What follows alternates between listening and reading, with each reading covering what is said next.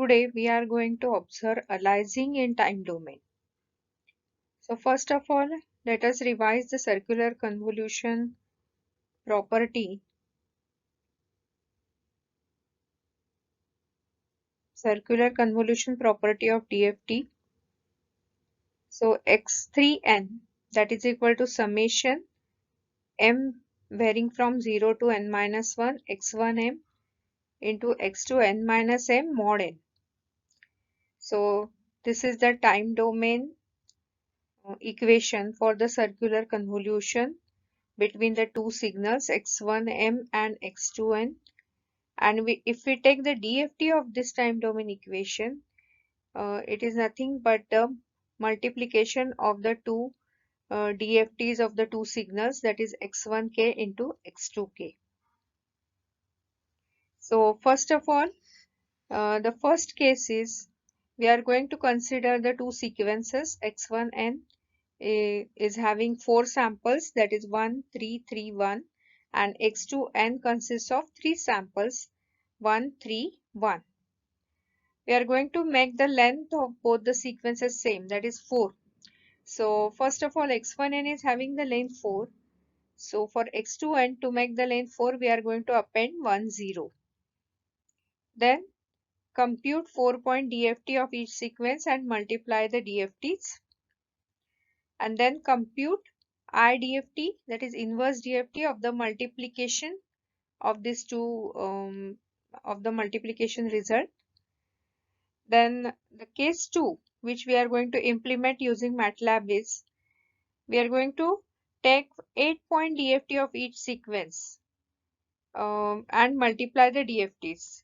So to take 8-point DFT, as these two sequences are of uneven length, we are going to make the two sequences of length 8 and then take the 8-point DFT. And second step is compute the IDFT of the multiplication result. Now this is a block diagram of method of circular convolution using FFT. So this is x1n of the length L plus m minus 1, and h of n, or the second sequence, which is having the same length L plus m minus 1. That means both the sequences are having the same length. Then take the DFT. Actually FFT of size, so we take size is L plus m minus 1, and FFT is used to compute the DFT only. So we will be computing the DFT using FFT algorithm of both the sequences, then multiply the two DFTs, then take the inverse, and the output is the circularly convolved output. So according to sampling theorem in frequency domain, how many number of DFT points to be taken? See, in case 1, we have taken 4-point DFT. In case 2, we will be implementing 8-point DFT. So that means how many number of DFT points to be taken? I can also take 16-point DFT, 32-point DFT. So let us decide this. Actually, it should be greater than L plus M minus 1. For 8-point DFT, this condition is satisfied. How this condition is satisfied? See, x1n was having a length 4. Then x2n was having a length 3. So 4 plus 3, that is 7 minus 1. So it was 6. And as we take 8-point DFT, this 8 is greater than 6. So there will be no aliasing for 8-point DFT.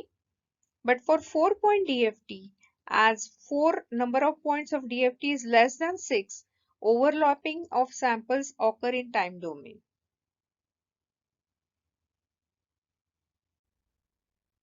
This is a MATLAB program to compute the 4-point DFT and IDFT and calculate the circular convolution output. As we see in line number 1 and 2, we have defined the two given sequences. In line number 3, we have appended a 1, 0, so that the length of the second sequence becomes 4, same as the first sequence.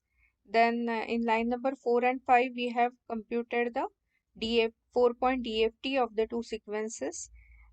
In line number 6, the multiplication of the two DFT is done, and in line number 7, the inverse DFT of the multiplication result is performed, and then we are displaying the 4-point inverse DFT output, which is the circularly convolved sequence. Now let us run the program.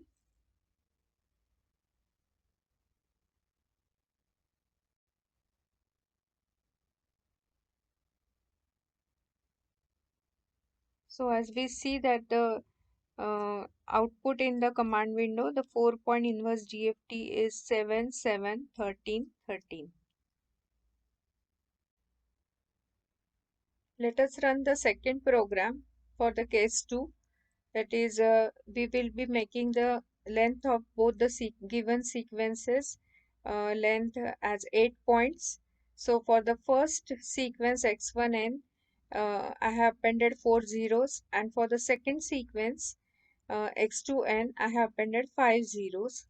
Then in line number 3 and 4, we have taken the 8-point DFT, and then the multiplication of the two DFTs is done in line number 5, and inverse of the DFT is taken so that we will get the 8-point inverse DFT. Let us run the program. So as we see the output in the command window, the 8-point inverse DFT output is 1, 6, 13, 13, 6, 1.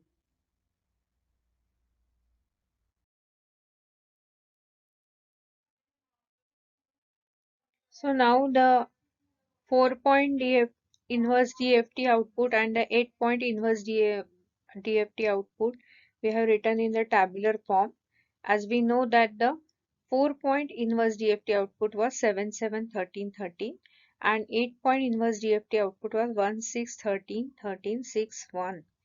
Now as we see that when there was 8-point DFT, there was no aliasing effect, and for 4-point DFT, the time domain samples are getting overlapped.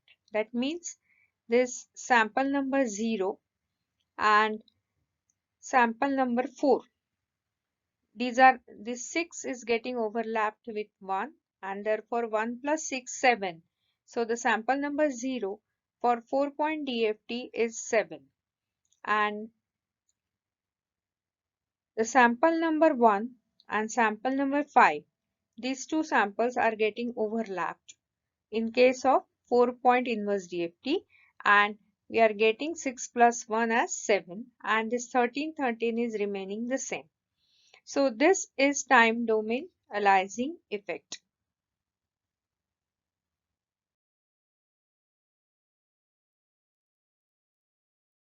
So the conclusion is, to avoid aliasing in time domain, the number of DFT points should be greater than L plus M minus 1 for computing linear convolution using circular convolution.